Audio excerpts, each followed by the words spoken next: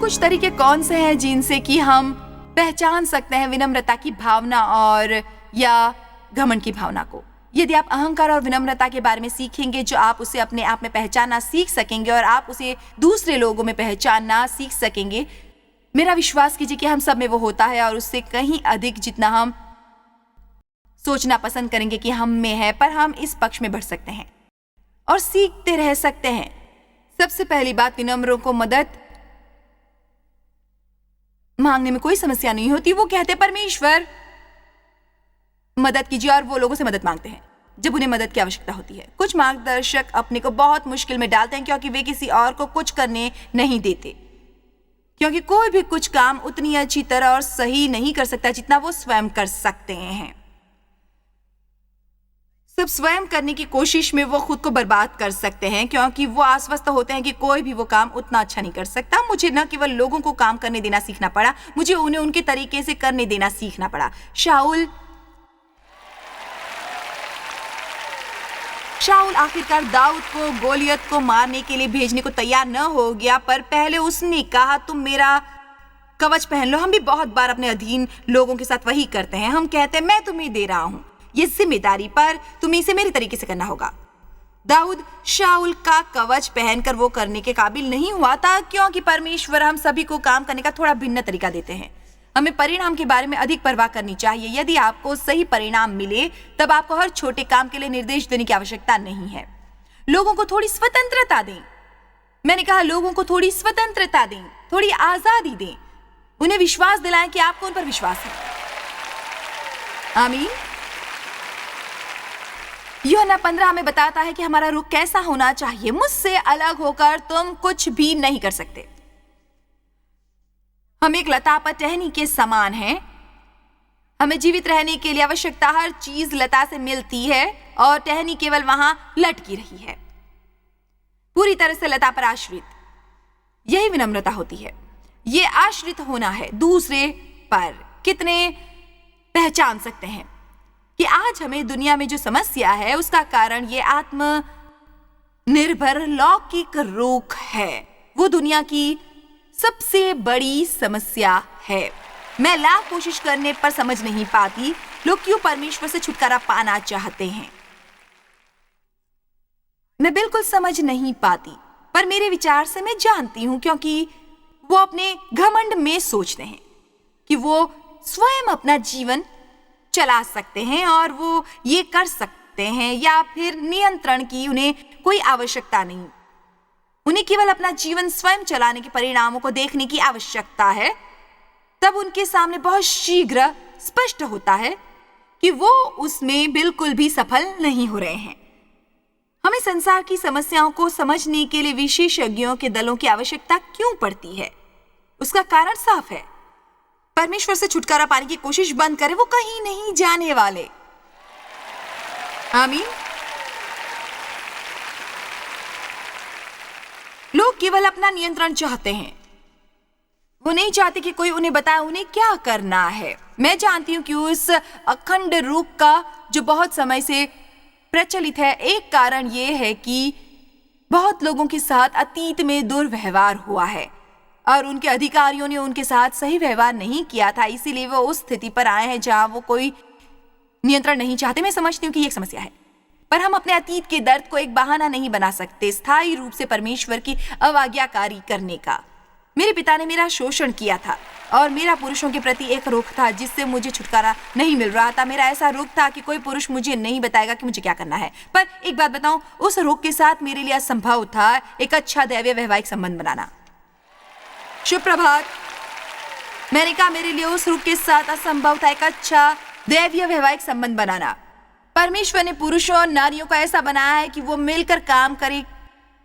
एक दल की तरह महिलाओं को पुरुषों के पांव के तलुओं में से नहीं निकाला गया है, उन्हें निकाला गया है उसकी बगल से, ताकि वो उसके साथ रहे, उनके अधीन नहीं। पर फिर भी हर चीज व्यवस्थित होना आवश्यक है। परमेश्वर केवल हम पर नियंत्रण करने के लिए हम पर अधिकार नहीं करना चाहते। तिगड़ी में भी एक व्यवस्था है। पिता, पुत्र, पवित्र आत्मा। पवित्र आत्मा जो भी करता है वो पुत्र की महिमा के लिए होता है। पुत्र जो भी करता है पिता की महिमा के लिए करता है। और फिर उस रुख के कारण पिता ध्यान रखते हैं हर चीज का और वो सब एक होकर महिमा प्राप्त करते हैं। हमें ये सीखना चाहिए कि सब लोग एक समान नहीं होते। मेरे साथ कई पुरुषों ने दुर्व्यवहार किया था जिसे मैंने उस पर निकालने की कोशिश की जो मेरे साथ अच्छा व्यवहार कर रहा था। हम अक्सर ऐसा करते हैं, हम किसी और से उसकी भरपाई करवाने की कोशिश करते हैं जो अतीत में किसी ने हमारे साथ किया था, और वो लोग समझ नहीं पाते हमारी क्या समस्या है, क्योंकि वो केवल हमसे प्रेम करते हैं। इसीलिए अपने अतीत को बागी बनने के बहाने जैसा इस्तेमाल करना बंद करें। मैं समझती हूँ कि हम सभी व्यथित होते हैं, और मैं वादा नहीं कर सकती कि आप अभी व्यथित नहीं होंगे। मैं वो वादा नहीं कर सकती कि यदि आप अधिक समर्पित रुख अपनाएंगे तो कोई आपके साथ दुर्व्यवहार नहीं करेगा, आपको इस्तेमाल नहीं करेगा। पर मैं ये वादा कर सकती हूँ कि परमेश्वर आपको न्याय दिलाएंगे, वो आपकी क्षति पूर्ति करेंगे, और यदि आप परमेश्वर में विश्वास बनाए रखेंगे, कोई भी बहुत समय तक आपके साथ दुर्व्यवहार करके बच नहीं पाएगा। परमेश्वर आपको दोगुना इनाम देंगे। आमीन।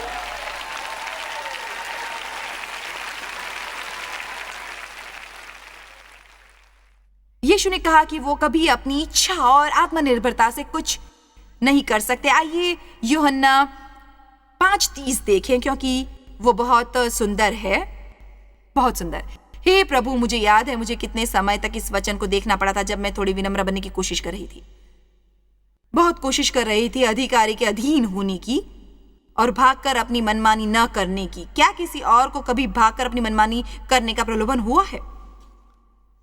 मैं चाहती हूं कि आप विस्तारित बाइबल के यूहन्ना 5:30 के अतिरिक्त शब्दों को पर्दे पर देखें। यीशु ने कहा, मैं अपने आप से कुछ नहीं कर सकता स्वतंत्र रूप और अपनी इच्छा से, बल्कि वैसे ही जैसे परमेश्वर मुझे सिखाते हैं और वे मुझे जैसा निर्देश देते हैं, जैसा सुनता हूं वैसा न्याय करता हूं। मैं वैसा निर्णय लेता हूं जैसे मुझे आदेश मिलता है। मैं जैसे सुनता हूं वैसा निर्णय देता हूं, और मेरा न्याय सही, न्याय संगत, उचित है। क्योंकि अब ये सुनिए, क्योंकि मैं अपनी इच्छा नहीं चाहता। मुझे ऐसा कुछ भी करने की इच्छा नहीं है जो मुझे भाता है, जो मेरा स्वयं का मकसद या उद्देश्य है, परंतु अपनी भेजने वाले की इच्छा चाहता हूं। यहां कोई और है जिसे शायद अपने 5 वर्षों तक हर सुबह यह पढ़ने की जरूरत है। आमीन। एक विनम्र व्यक्ति सावधान रहता है कि कहीं वो दूसरे लोगों को ठेस न पहुंचाए। वो कठोर, तेज, दबाव डालने वाला और निर्मम नहीं होता, बल्कि कोमल, दीन और शांत होता। उन बातों से सीखे जो आपके साथ की गई हैं कि आपको दूसरों के साथ वो नहीं करना चाहिए। मैंने अपने जीवन में अपने साथ दुर्व्यवहार करने वाले अधिकारी के अधीन रहकर कुछ महान बातें सीखी। उस वक्त मुझे उनसे घृणा होती थी, पर मेरे विचार से उसने वैसा मनुष्य बनने में मेरी मदद की जैसी कि अब मैं हूं, क्योंकि मुझे लोगों के साथ दुर्व्यवहार करने के बारे में श्रद्धा युक्त डर है।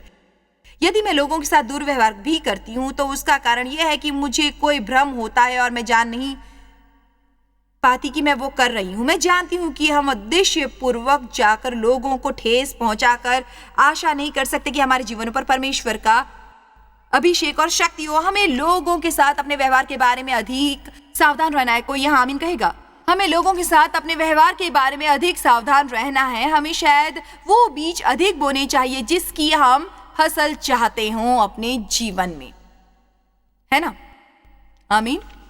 यीशु ने कहा, मैं निर्मम नहीं, न कठोर, तेज और दबाव डालने वाला हूं। पिछले सप्ताह एक दिन मेरी देव के साथ थोड़ी अनबन हो गई। अन्य विवाहित जोड़ों की तरह हम दोनों में ऐसी आदतें हैं जिससे दूसरों को चिढ़ होती है। वे अपनी एक परेशान करने वाली आदत के साथ मेरे पास आए जब मैं नहीं चाहती थी कि वो अपनी उस परेशान करने वाली आदत के साथ वहां आए। मेरी अकेले रहने की इच्छा हो रही थी। मैं अपने बिस्तर पर लेटी हुई थी और मैं बहुत आराम से थी और कुछ देख रही थी जब वो वहां आए और वो मेरे साथ समय बिताने के लिए बैठ गए और उन्होंने आराम कर दी। अपनी वो एक ऐसा काम है जो वो और डॉगी करता है जिससे मुझे बहुत चिढ़ होती है। इसलिए मैंने कहा क्या तुम ऐसा करना बंद करोगे? तब उन्होंने कहा कि तुम्हें इससे क्या परेशानी है? मैंने कहा तुम्हें परवाह नहीं कि किसी और को कोई परेशानी हो रही है जब तक तुम्हें आराम है। इसलिए वो उठ गए और वहां, ठीक है मैं दूसरे कमरे में जाता हूं, मुझे यहाँ रुकने की जरूरत नहीं है। जिस पल वो वहां से उठ कर गए मुझे बुरा अनुभव हुआ और मैंने सोचा मुझे अपना मुंह बंद रखना चाहिए था। क्या आप में से कोई सोचता है कि मुझे मुंह बंद रखना चाहिए था? इसलिए मैंने कुछ मिनटों तक प्रतीक्षा की और मैंने कुछ मिनटों तक प्रतीक्षा की और उसके बाद मैंने सोचा अच्छा होगा यदि मैं जाकर क्षमा मांग लूं, क्योंकि मैंने एक बात सीखी है जो मैं आज आपको भी बताने वाली हूँ, ये कि एक विनम्र मनुष्य हमेशा शांति कायम करता है। यदि आप में थोड़ी सी विनम्रता है तो आप हमेशा आवश्यकता से अधिक कोशिश करेंगे दूसरे व्यक्ति के साथ शांति कायम करने के लिए। आप जाकर शांति कायम करेंगे। इसलिए मैं वहां गई और मैंने सोचा क्या ये करना कठिन होगा, क्या वो क्रोधित होंगे, क्या मुझे खरी खोटी सुनाएंगे, या फिर आसान होगा।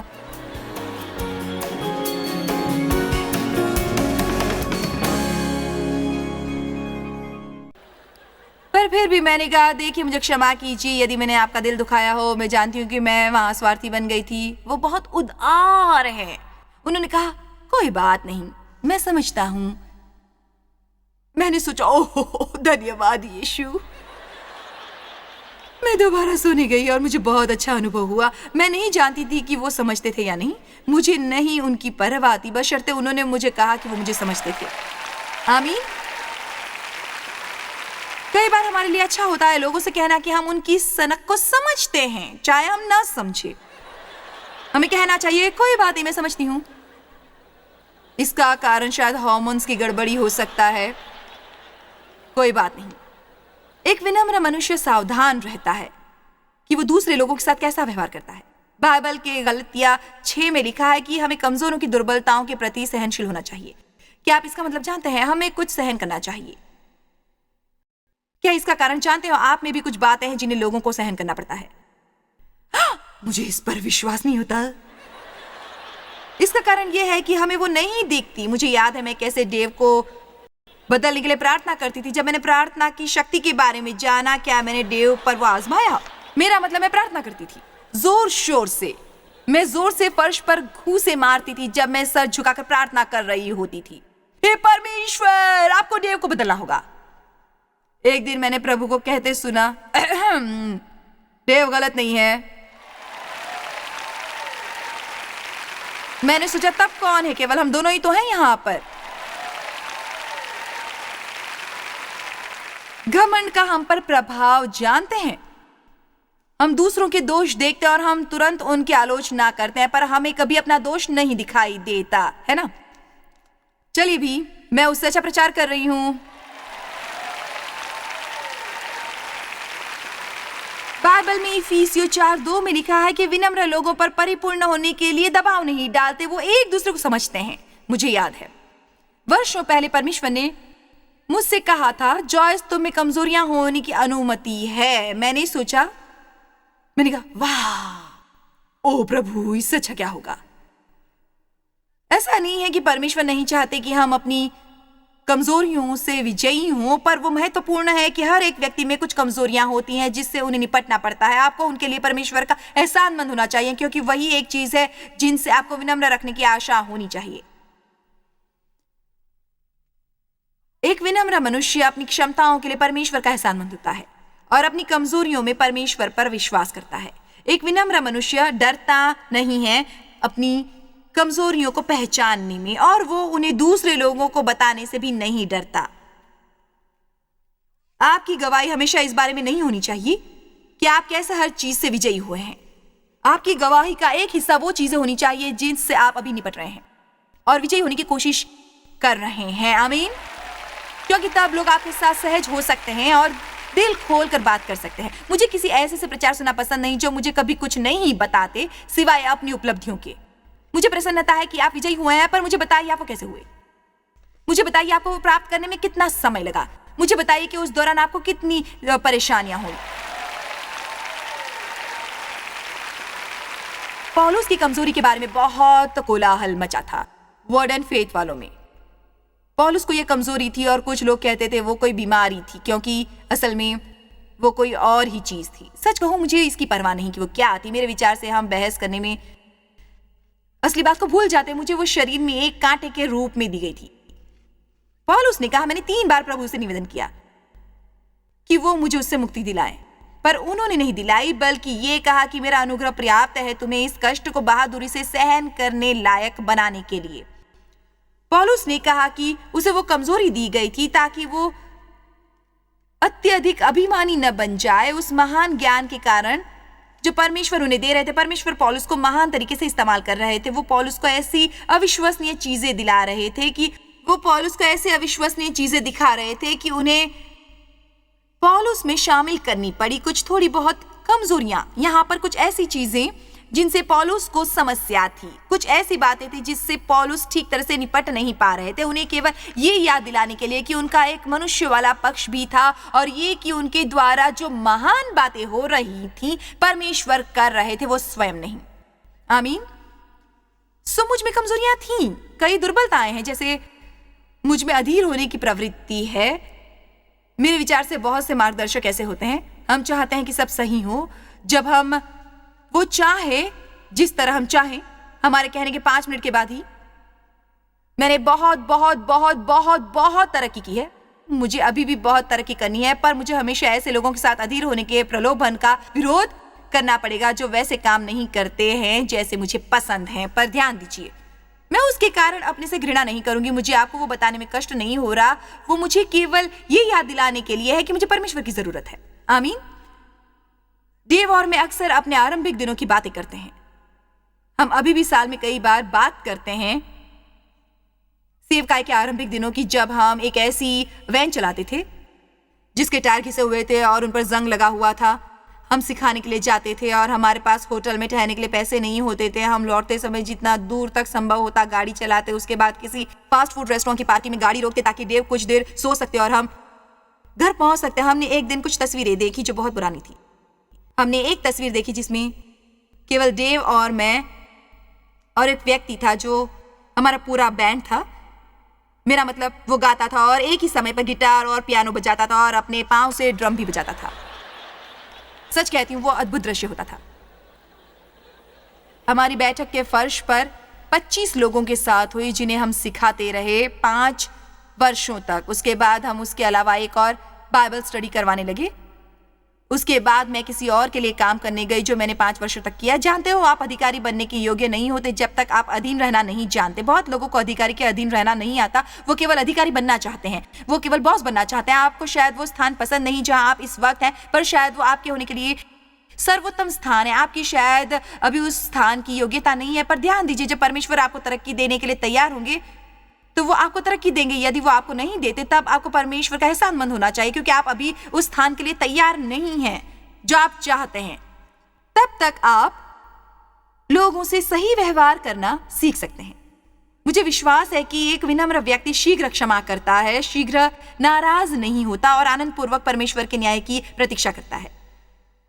मैं ये फिर से कहूंगी, विनम्र व्यक्ति शीघ्र क्षमा करता है। मेरे विश्वास से असल में जब हम क्षमा नहीं करते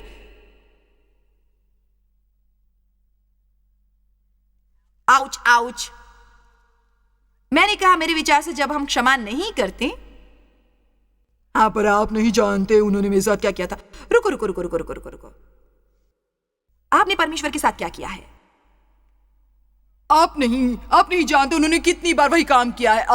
जरा रुकिए रुकिए रुकिए रुकिए रुकिए, आपने कितनी बार वही काम किया है और परमेश्वर को उसके लिए आपको क्षमा करना पड़ा, और फिर से। देखिए, वो हमें किसी अन्य के लिए ऐसा कुछ करने को नहीं कह रहे जो वो स्वयं हमारे लिए करने को तैयार नहीं है, बिल्कुल भी नहीं। मत्ती 18 की पूरी कहानी उस व्यक्ति के बारे में है जो कर्जदार था और वो कर्ज चुका नहीं सकता था, इसलिए उसके मालिक ने उसे क्षमा कर दिया और उसके बाद क्षमा प्राप्त करने वाला वो व्यक्ति बाहर गया और उसने 20 रुपए के लिए किसी का गला दबाकर मारने की कोशिश की। परमेश्वर नहीं चाहते कि हम इस तरह के बने। विनम्र व्यक्ति कहता है, यदि परमेश्वर का अनुग्रह न होता तो मेरा बुरा हाल होता। विनम्र व्यक्ति कहता है कि मुझे आपको क्षमा करने में कोई आपत्ति नहीं, क्योंकि मुझे स्वयं भी कई प्रकार की समस्याएं हैं। हम शायद किसी और के साथ बिल्कुल वही नहीं करते जो किसी और ने हमारे साथ किया होता है, पर ये महत्वपूर्ण है।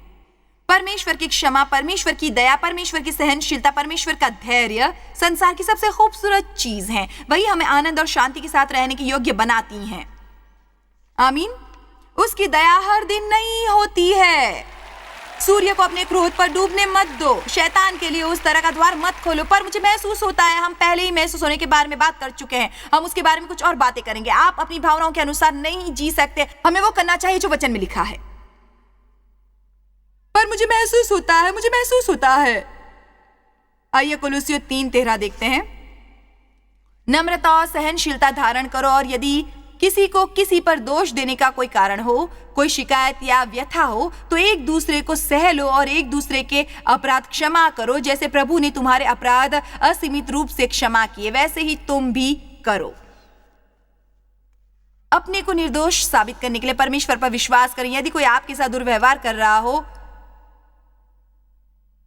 उसे क्षमा कर दें। मैं ये राय नहीं दे रही कि लोगों को अपना शोषण करने दो, मेरा बिल्कुल वो मतलब नहीं है। बाइबल हमारे शत्रुओं के लिए प्रार्थना करने को कहती है। अपना शोषण और दुर्व्यवहार करने वालों के साथ भला करो। दूसरे शब्दों में, यदि दफ्तर में किसी ने आपके बारे में झूठ बोलकर ये तरक्की प्राप्त की है जिसकी आपको आशा थी, उसके बाद आपको पता चलता है कि उनकी गाड़ी खराब हो गई और वो बस में दफ्तर जाते हैं, शैतान के चेहरे पर घूसा मारने के लिए आप तैयार रहिए और उस आदमी को अपनी गाड़ी में दफ्तर तक ले आइए। अब उतने उत्साहित नहीं जितना आपको होना चाहिए।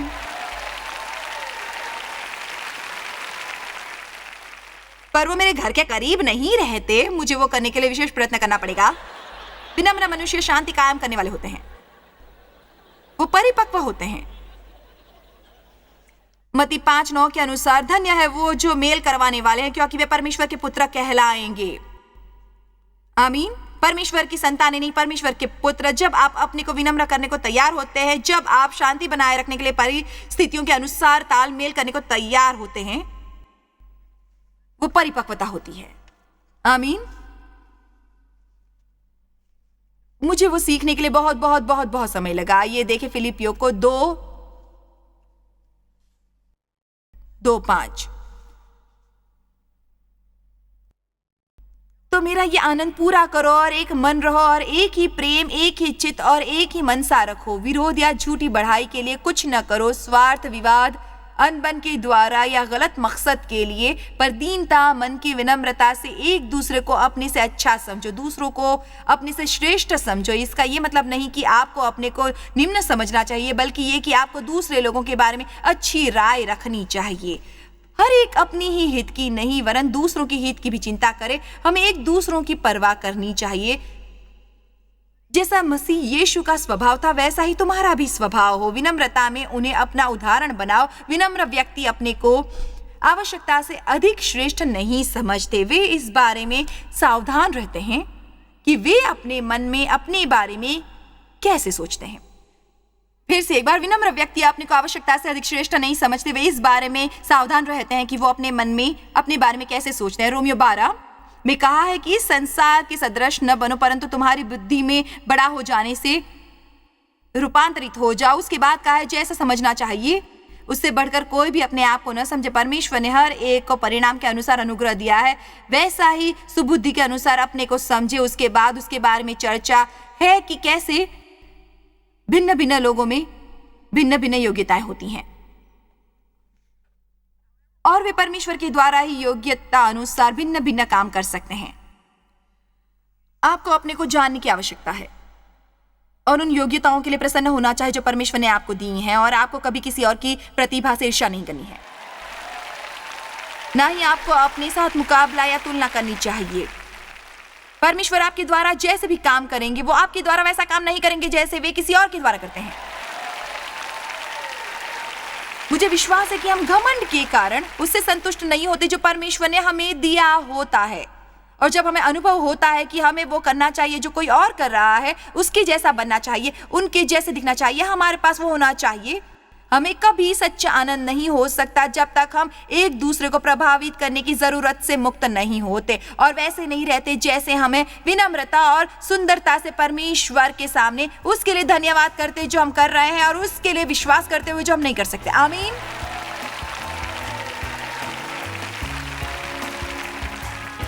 अपने को परमेश्वर के शक्तिशाली हाथ के अधीन करो। अपने को उससे बढ़कर न समझो जैसा आपको समझना चाहिए।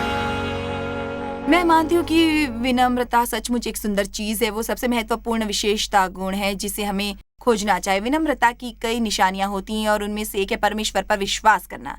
जब हम परमेश्वर पर विश्वास करते हैं और स्वयं अपनी समस्या हल करने की कोशिश नहीं करते, तो वो विनम्रता की निशानी होती है। मुझे विश्वास है कि इसके अलावा विनम्र व्यक्ति हमेशा परमेश्वर का एहसानमंद होता है उन चीजों के लिए जो वो कर सकते हैं, और अपनी दुर्बलताओं का ध्यान रखने के लिए विश्वास करते हैं। हम चाहते हैं कि आप स्वयं को मसीह में पहचानें ताकि आप हमेशा कुछ साबित करने की कोशिश न करते रहें। जब हम हमेशा लोगों के सामने कुछ साबित करने की कोशिश करते हैं, तब हम में अहंकार की भावना आ जाती है। स्वयं को बनाए रखना अच्छा होता है।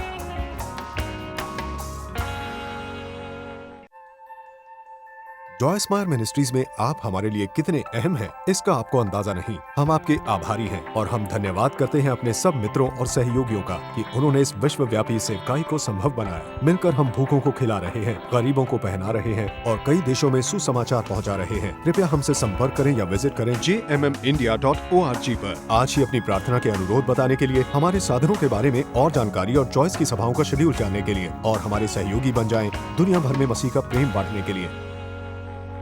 ये कार्यक्रम जॉय स्माइल मिनिस्ट्री के मित्रों और पार्टनर्स द्वारा प्रायोजित